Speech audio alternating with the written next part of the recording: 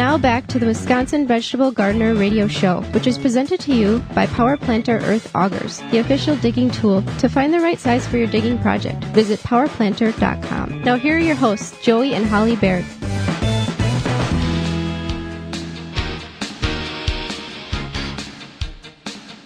Welcome back to the Wisconsin Vegetable Gardener Radio Show. You ever have that person in your life where the answer is always the same no matter what the problem is? We're going to talk about inaccurate, repetitive information that's been pumped out on social media for a long time. And we can I get an example of this? This, what is it? Like when they say it is what it is, or what? It is what it is. Oh, it's just a scratch. Spit on it and put a Band-Aid on it. It'll be fine. That's what you say. Well, that's not for everything.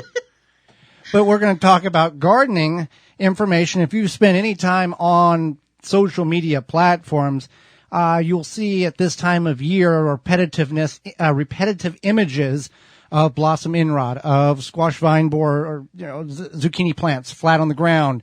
And the answer that's given is a repetitive answer, and it's not the right answer very often, if any. So we're going to go through some of these very wrong repetitive answers so you do not get caught up in this the lies, I guess, of the wrong information. Maybe misinformation. So you can, or even just like, people just thinking whatever. So the first one is Epsom salt on blossom and rot. Yeah, just add some Epsom salt and water it in. Epsom salt. Now, for all of you people who are chemists or non-chemists, we can go back to 8th grade biology, or 8th grade chemistry, and, Epsom salt is magnesium sulfate. Blossom inrod is the lack of available calcium being brought up through the root system into the fruit to develop it correctly. I'm just a country boy, but I know those two things don't add up to the same thing. So what is occurring is Epsom salt, magnesium sulfate, is very beneficial to plants. Makes it greener, makes the blossoms bigger, the whole deal. It doesn't substitute for calcium. No, it does not. So what it is, we'll just say so that people aren't confused. What it is that a lot of times what happens is we plant our tomato plants and whatever, and then we have some rain. We don't think about, how we might be heading towards less rain, and a lot of stuff gets locked up in the soil and your plants don't have access to it. And one of those nutrients is calcium. So what you do is you hear from your friend Fred, just toss some Epsom salt on and water it in. But you're watering the plant essentially, and then it releases that calcium back into the plant. The plant is able to... The Epsom salt's doing other things. It's not fixing the problem. Right? The plant is able to access that calcium again, and that's what fixes the problem. It doesn't fix the fruit that is currently damaged on the plant. It fixes the next round of fruit producing on the plant. Potato towers. This is where you plant you create a 4x4 foot square box. You plant the potatoes at the base of the box, cover them with soil like you would in the ground, and then as they emerge, you put boards up around the side, and by the time the season's over, you've got a 4 foot by 4 foot square box that's 3 foot high or 4 foot high or fill in a blank of footage high or meters high, and you've got potatoes coming out of the top. And the myth is, that's what it is, that everywhere the soil touches the stem, more tubers are going to develop, and that's simply not how a potato plant grows ever in no form or fashion. The only thing that this would potentially be beneficial to you is if you do one layer of potatoes, those emerge, you put soil on top of it, and then you put another layer of potatoes, and you go, that type of thing. You stair-step it up, that every time the potato greens emerge, you plant another layer of tubers, cover them up, that type of thing. But one layer of potatoes at the base of the potato tower does not work. It never produces. There's hundreds of videos of how to do it, hundreds of videos of planting it, dozens of videos of failures, and no videos of success. Right. So that's one. And then the next one we have here is leaving rings on canning jars for storage. So a lot of times you'll think, and this makes sense. I can see how it makes sense, is to leave the ring on your canning jar just because that's how you canned it. The convenience. The convenience, right? So the problem with leaving your ring on the canning jar is that you're canning something that's pressurized. So it should be sealed. It's vacuum, not necessarily pressure. Yeah, vacuum. So it should be properly sealed. And when it's properly sealed, you don't need to have the ring on there. So with that being said, say there's some sort of reaction that's caused inside the jar. It'll pop the lid off. If you have the ring on there, it might break the jar. Or if you have the ring on there and the lid wants to pop off, it might reseal itself, and that would be a problem too. So it's just best to store them without the rings. Next one is also for you, Holly. And I see this very readily, a very popular one. They can XYZ product and they flip the jars upside down on the cabinet. Now that is not necessary. That's very old. It's unsafe, is it not? Yeah, it's unsafe. Back in the day, maybe not my ancestors, but maybe your ancestors. Well, I remember Mom canning with the paraffin wax. Yeah. So they would can with the paraffin wax, and then you would tip the jars over so the wax would stay at what would be the top, but the bottom. Complete a seal. Yeah, complete a seal. And that's why they would flip the jars over. So, but we don't do that anymore. Don't do it. So it's not necessary. It's not necessary. It's unsafe. You're trying to get a lid to seal while it's upside down with a bunch of food pressured on it. Doesn't make sense. No. It's not good. Bunnies like marigolds. Bunnies do not like marigolds. Marigolds is this, magical plant you put around your garden and everything, stays out of the garden and this, rabbits don't come in. Rabbits eat marigolds. They certainly do. We've seen them eat the marigolds. So, I don't know what kind of magical marigolds this myth has, but no, that's not how it works. The best thing to do for your garden, if you have pests like rabbits, you just want to put a fence around your garden, a 2 foot tall. Yeah.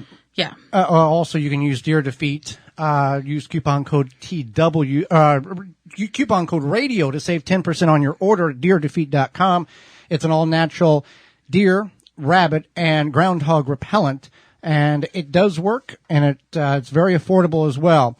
Next one is you don't have to peel root, the myth is, or the belief is that you don't have to peel root crops for canning. That is not true. It's unsafe, dangerous. It's unsafe, and dangerous. You want to peel potatoes, carrots, beets. Anything that was under the ground, you need to peel it because particles of dirt and other bacteria gets on that skin. There's good and bad things in all of our soil, and that you don't want to transfer that to the canning process. Yes, you are going to wash that, but just peeling it off does help prevent additional problems. If you follow the instructions from the National Home for Food Preservation, bulk canning, Better Homes and Garden, they all say peel and dice before putting into the jar for canning. So you got to follow the instructions. Eggshells offer immediate results. That's not true. Eggshells are calcium. And people will say, you just throw a couple of crushed eggshells in the hole, the planting of the tomato, or sprinkle around the top of the tomato, which that doesn't make any sense either.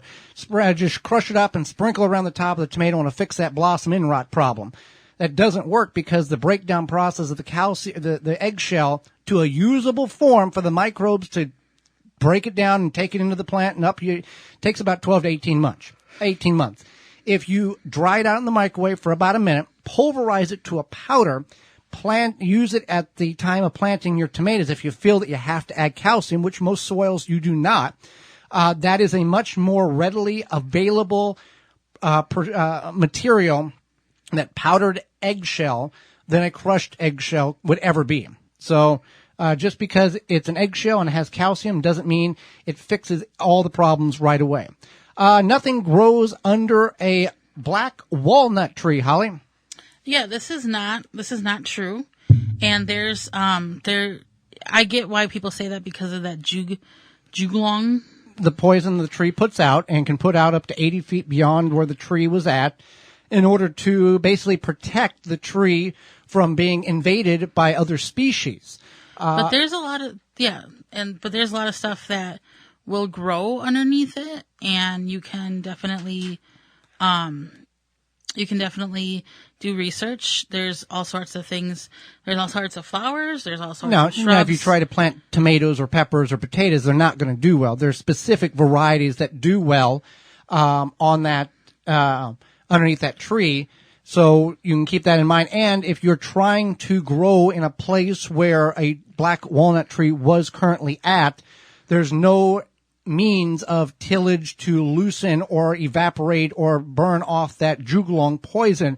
It just takes time, and it can take decades in some instances. So you'd want to go to raised beds. You'd want to go to straw bale gardens, a straw bale garden method, something like that. If you have no other means to grow where that tree once was, you can do it that way. I was trying to look this up, but I think it's blueberries or blackberries or something that does well with that. But yeah, definitely do your research that you can grow. I have a black thumb.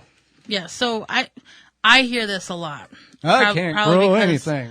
Probably because I work in an office. I mean, well, now I work from home, but I worked in an office, and people would say, "Oh, you're such a good gardener. I admire that. I can't grow anything. I have a black thumb." You got to water the stuff, right? And I think the thing is that you don't have a black thumb. You have to want to commit to growing, and that's the thing. Is like just like having a child. You got to feed the kid, and you got to wipe the kid's rear end. You got to water the plant, and you got to take care of it, and you got to, having a horse, a dog, a cat, what have you. Maybe it's less detrimental if the dog passes away versus something else. But we don't have a parrot because maybe we don't want to take care of a parrot. Well, if you get a parrot, you got to get a pet that doesn't outlive you. Oh yeah, true. Yeah. They'd be like getting a tortoise or something. Yeah. But anyway, so maybe you don't have a black thumb. Maybe you just don't have the commitment, and that's okay. Maybe it's not your time to do that. You have other priorities. Maybe when you get older or whatever, kids move out. And just like golf, you're not good at golf until you practice a lot. It's just like gardening. You're not good at gardening most likely if you've never done it before. But you got to listen and learn and watch and learn from your mistakes. So you can certainly do that, and it worked very well. Everything will cross-pollinate. Everything cross-pollinates in the garden. So some people do think that. They think like, okay, if I grow these a tomato cross with a cucumber, and then you got a tomato cucumber, something like that. There are like species that do cross. Right. And then the other thing is that if you have, but different families don't cross. Yeah. A pepper's not going to cross with a leek. An onion's not going to cross with a potato. That type of thing. It doesn't happen that way. Now, a zucchini will cross with a butternut squash or a spaghetti squash. That happens. That's part of the family there. So there is some of that. And tomatoes cross with tomatoes. Very small chance unless you physically work towards it. Same thing with peppers. Those are lower chances of cross-pollination. Cucumbers are a higher percentage of cross-pollination. But yeah, just because you got peppers next to onions doesn't mean you're going to have an onion pepper. It doesn't work. Or what is it? People would say that if you plant like a hot pepper next to a tomato, you would get a hot tomato. That's not how it works. It's not how it works. No. Just like those ladies in the commercials. And even if it did work, even if that was the case, you're not going to get a hot pepper this year because the seeds are not, the seeds in which you planted this year are pure seeds. The cross is going to happen if you save the seeds from that zucchini that got crossed with the butternut squash. You save those and you plant those next year. That's when that morph will develop. The current year seeds on the current plant is not going to create some weird species. It just doesn't work that way. Right. Yeah. So that is a few of these. Yep. For more information, please visit thewisconsinvegetablegardener.com.